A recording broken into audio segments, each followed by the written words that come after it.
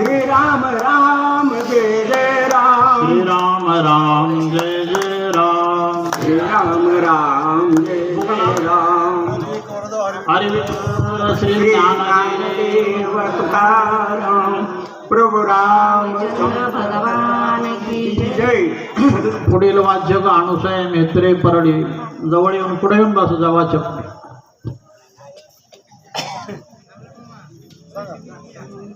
श्री गणेशाय नमः रामचंद्राय नमः श्री सरस्वते नमः नळनीळ जामवंत जुत्पते मरतील समस्त एवढा साधेल कार्यार्थ जरी हनुमंत मारिला.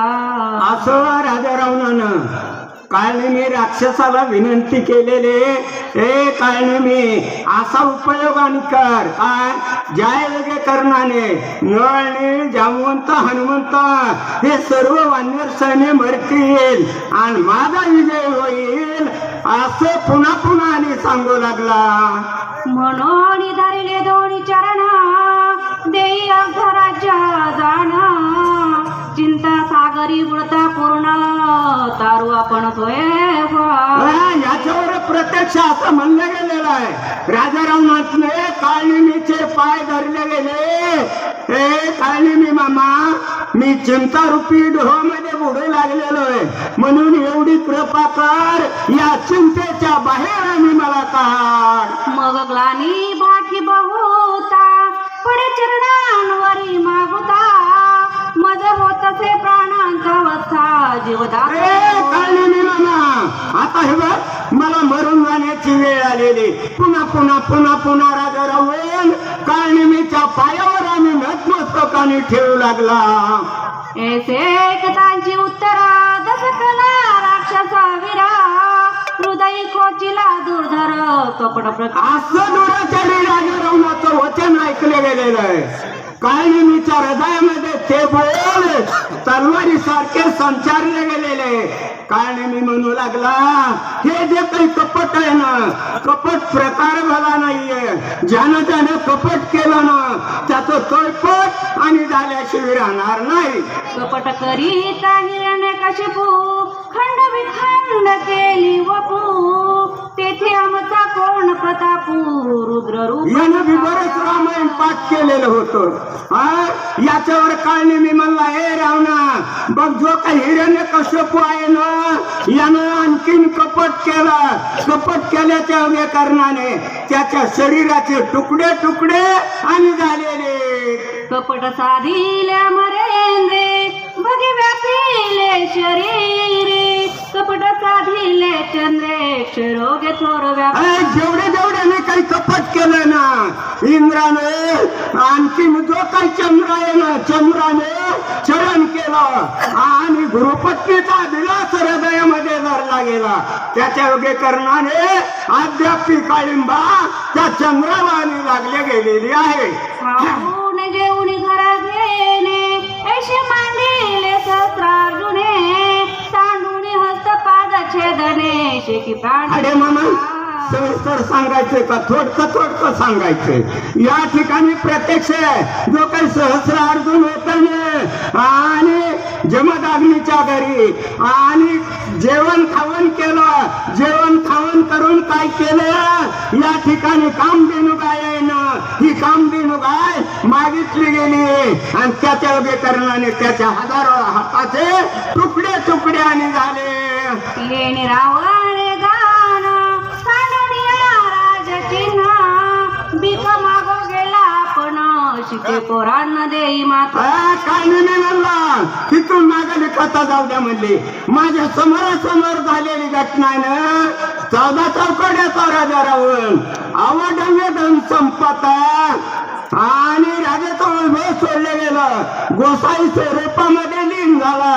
चाट पदराची झोळी काकामध्ये अडकली आणि सीतेजवळ गेला.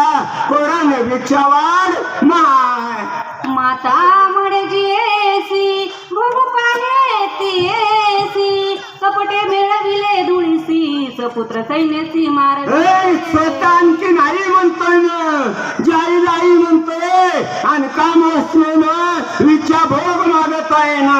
याच्या योग्य कारणाने त्याचे 1.25 नातू पण तू प्रधान या सर्वातच तुपला आणि साफ झाला. इतरांची गती कायसी कपटे नाडिले देवांसी ईश्वरत्व सांडोणी मानसी स्वयंबिकेसी लागल. याच्यावर म्हणलं विचाराची गती काय? अहो तुमचं आमची काय गत आहे?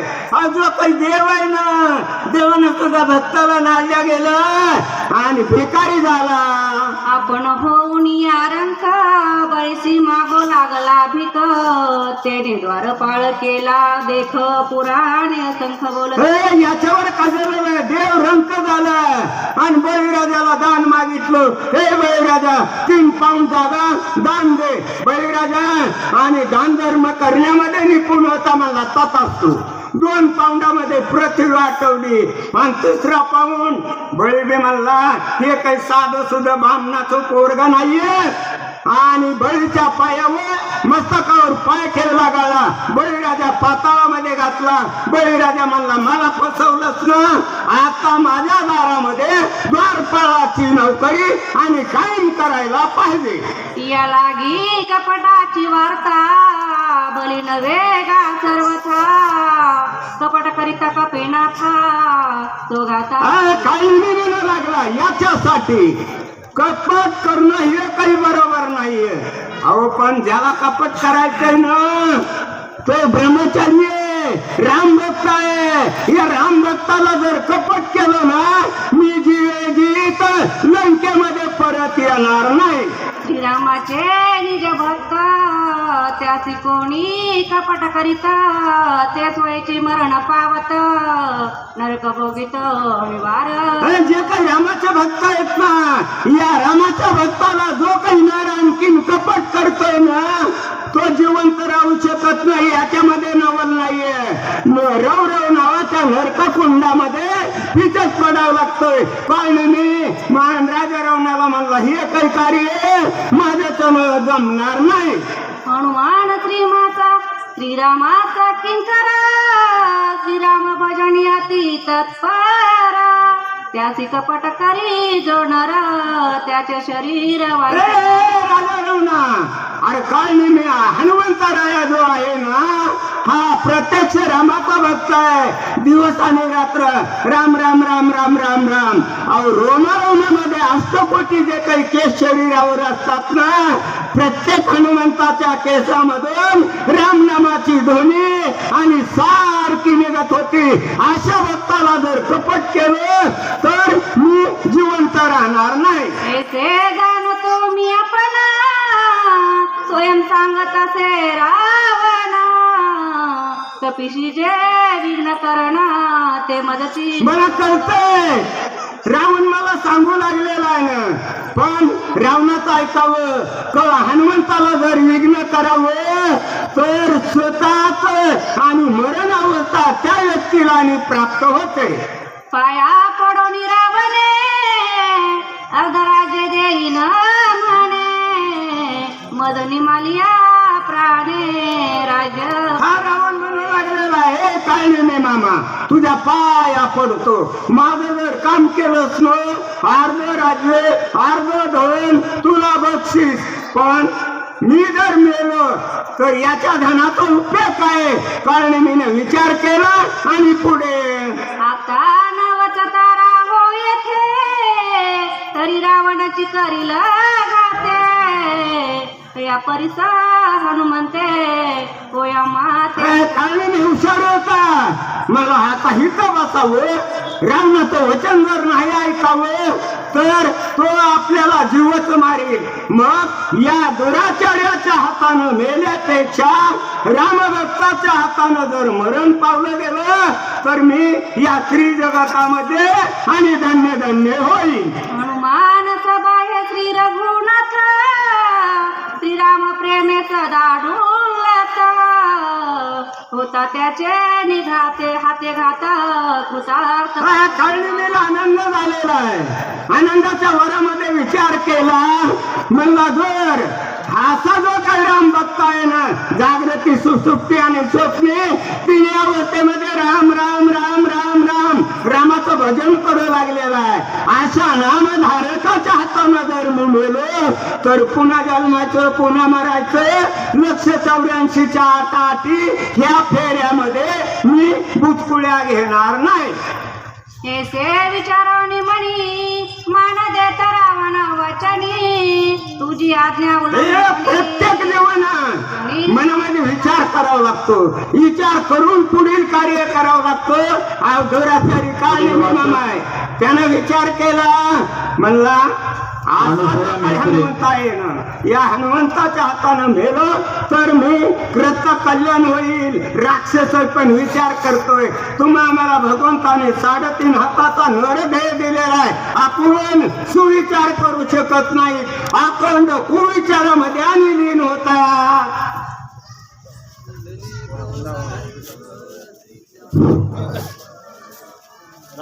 गुरुकुल साधक आश्रमावरली बरीचशी साधक मंडळी आलेली आहे. गोड गोड अशा प्रकारचं लताबाई मंगेशकर यांचा असं जसा आवाज आहे असा गोड आवाज हरिभक्तीपरायण श्याम महाराज पंचाळ यांचंही आगमन झालेलं आहे.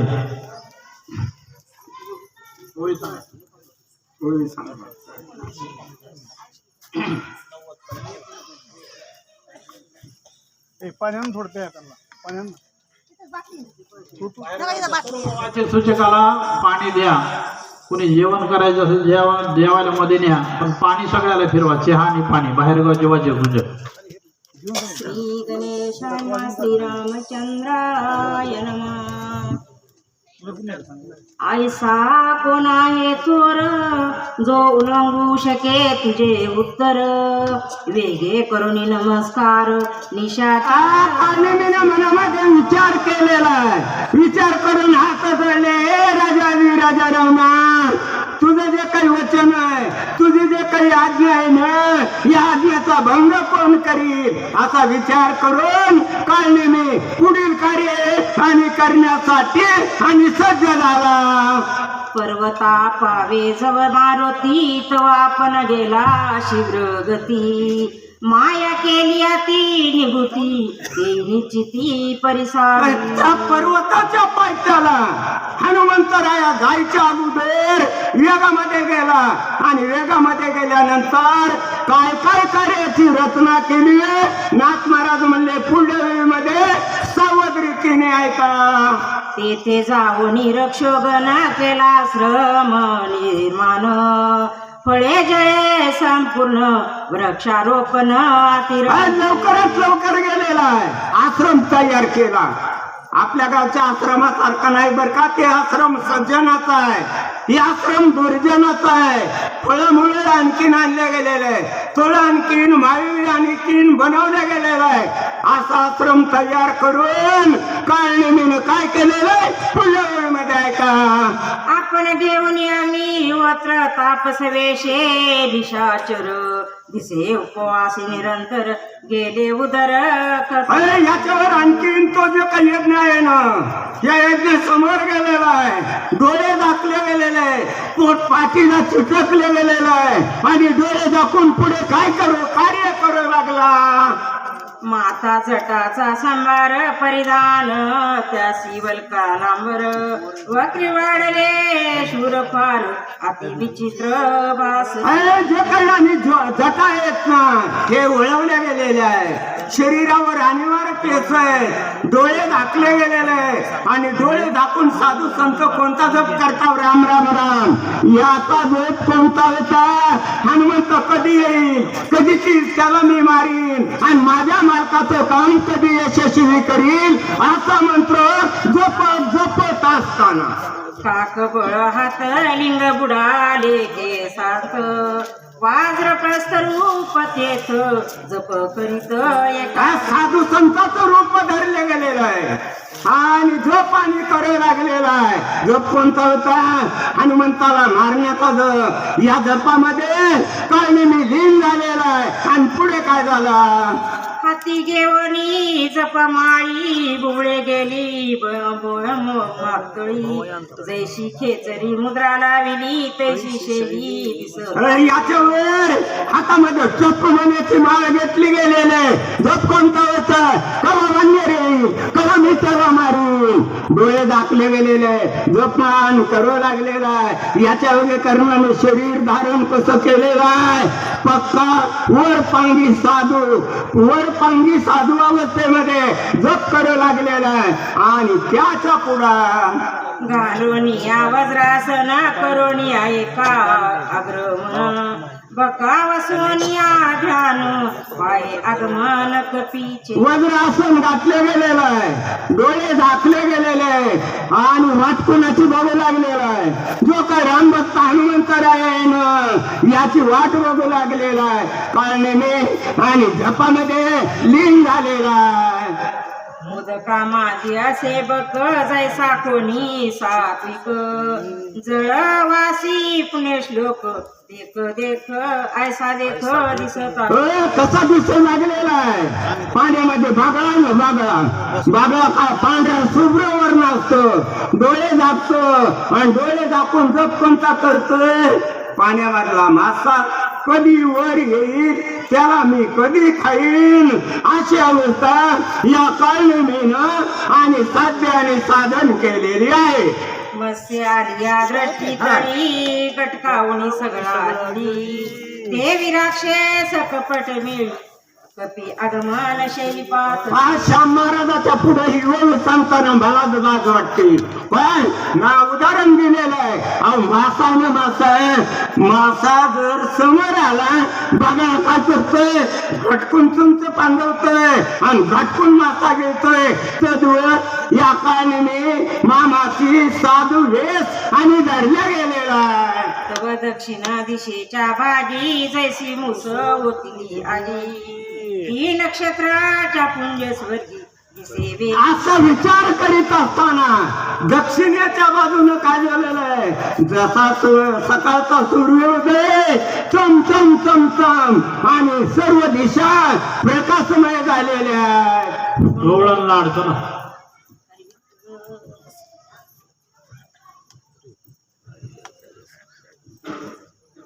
एकदम होतो ते